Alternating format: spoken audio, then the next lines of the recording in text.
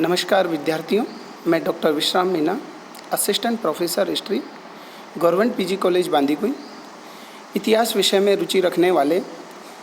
या इतिहास से अपनापन प्रदर्शित करने वाले सभी विद्यार्थियों का एक नवीन विषय बिंदु के साथ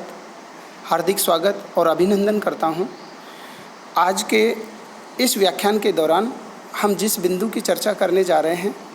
उस बिंदु का शीर्षक है इतिहास का अर्थ एवं इतिहास विषय की ABCD। इतिहास विषय को समझने के लिए हमें सबसे पहले इतिहास की मूल परिभाषा या इसकी मूल आत्मा या इसका मूल संदेश क्या है, इसको समझने का हम प्रयास करेंगे। जब तक हम किसी विषय की हम अपने शब्दों में या किसी अन्य को हम उसकी सार्थकता या उसकी उपादेयता या उसकी परिभाषा से अवगत नहीं करा देते, तब तक उस विषय को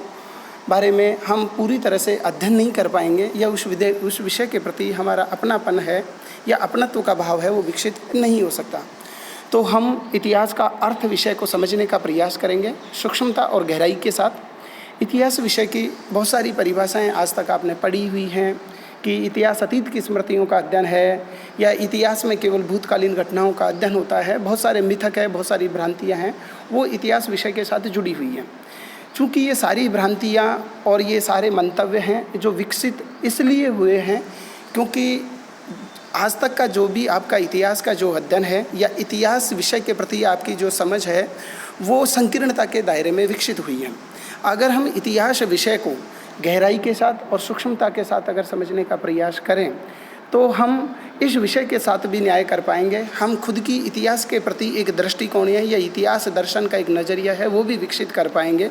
और तभी इस विषय के साथ हम सार्थक न्याय है वो कर पाएंगे। तो हम इतिहास विषय के अर्थ को समझने के लिए, जैसा कि आप स्क्रीन पे देख पा रहे हैं, मैंने यहाँ पर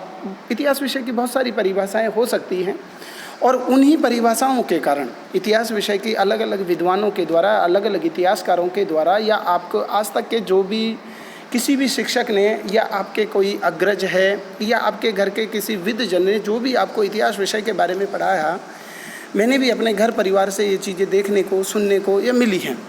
तो मुझे शुरुआत में ये लगता था कि इतिहास विषय की जब लोग इस तरह से परिभाषाएं देते हैं कि ये तो अतीत की स्मृतियों का अध्ययन है, भूतकालीन घटनाओं का अध्ययन है, इतना बकवास विषय है, इसको हम क्यों पढ़ें।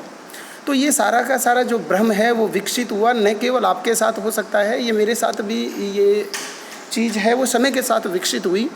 कि इतिहास विषय क्या केवल अतीत की स्मृतियों का अध्ययन है और केवल ये अतीत की स्मृतियों का अध्ययन है तो ये मेरे जीवन के साथ किस तरह से जुड़ी हुई है, मैं इसका अध्ययन क्यों करूं, इतना बोरियत सब्जेक्ट है, इतना बोगस सब्जेक्ट है, मैं इसका अध्ययन क्यों करूं। तो विद्यार्थियों, मैं सिर्फ आपके उसी मिथक को तोड़ने का प्रयास कर रहा हूं क्योंकि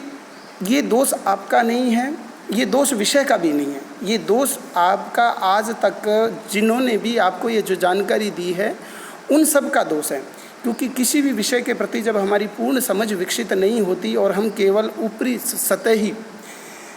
स्तर पर जब हम किसी विषय के बारे में विवेचना करते हैं तो विषय के साथ न्याय नहीं कर पाते और विषय को एक तरह से हम विकृति की ओर ले जाने का प्रयास करते हैं।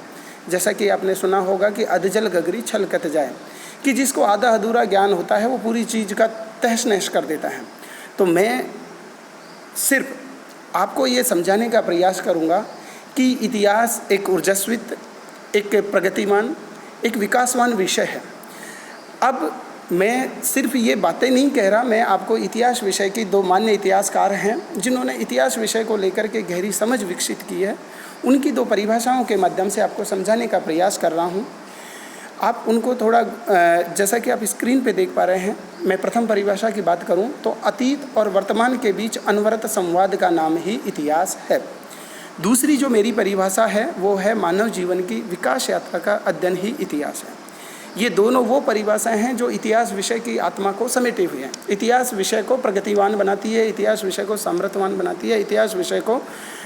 के एक भविष्योन्मुखी दृष्टिकोण से जोड़ती है। अगर हम प्रथम परिभाषा को थोड़ा गहराई से अध्ययन करें, जिसमें कहा गया है कि इतिहास अतीत और वर्तमान के बीच अनवरत संवाद का नाम ही इतिहास है,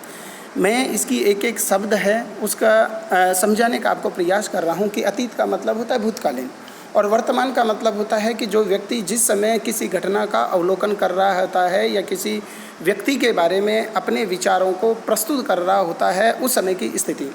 तो अतीत और वर्तमान के बीच की योजक कड़ी के रूप में जो बातचीत होती है, जो संवाद का क्रम स्थापित होती है, जो निष्पक्ष विश्लेषण होता है जिसमें किसी भी प्रकार का पूर्वाग्रह नहीं होता है, उस बातचीत को, उस योजक कड़ी को, उस सेतु को, उस पुल को, उस तारतम्यता को, उस अविरल धारा का नाम ही इतिहास है। इतिहास अतीत के सहारे नहीं चलता, इतिहास की किसी भी घटना का महत्व है चूँकि अतीत से जुड़ा हुआ होता है और वो वर्तमान में खड़ा होकर के जो भी व्यक्ति उस घटना का वर्णन कर रहा होता है, वो व्यक्ति उस घटना के प्रति एक खास, एक विशेष नज़रिया रखता है, एक विशेष दृष्टिकोण रखता है, जिसके आधार पर वो किसी घटना को आप तक समझाने का प्रयास करता है या आपके समक्ष उसकी व्याख्या प्रस्तुत करता है। तो इतिहास अतीत के निरपेक्ष नहीं होता, बल्कि वो वर्तमान के साथ सापेक्ष होता है, वर्तमान के साथ एक योजक कड़ी बनाता है। अतीत से इसकी कहानी शुरू होती है, वर्तमान में खड़ा होकर के वो व्यक्ति इतिहास को एक नवीन दृष्टि प्रदान करता है और इसका विस्तार जो जाता है वो भविष्य उन्मुखी जाता है। तो इतिहास अतीत और वर्तमान के बीच लगातार होने वाली बातचीत का नाम है। ये बातचीत कितनी सार्थक है, कितनी अर्थवान है, कितनी सार गर्भित है, ये कितनी गहराई में ये डूबी हुई है, इस बात का ये इस पर निर्भर करती है कि उस घटनाक्रम का विश्लेषण करने वाला व्यक्ति किस दृष्टिकोण से परिचालित है, किस परिवेश से है, उस घटना के देखने का उसके प्रति नज़रिया क्या है, या किन स्रोतों को उसने आधार बनाया है। तो मैं समझता हूँ कि आपका प्रथम परिभाषा का अगर हम गहराई से अध्ययन कर लेंगे तो आपकी एक समझ विकसित होगी कि इतिहास सिर्फ अतीत के घटनाक्रम का अध्ययन नहीं है, इतिहास तीनों कालों से जुड़ा हुआ होता है, अतीत, वर्तमान और भविष्य, जिसमें वर्तमान में खड़ा होकर के कोई भी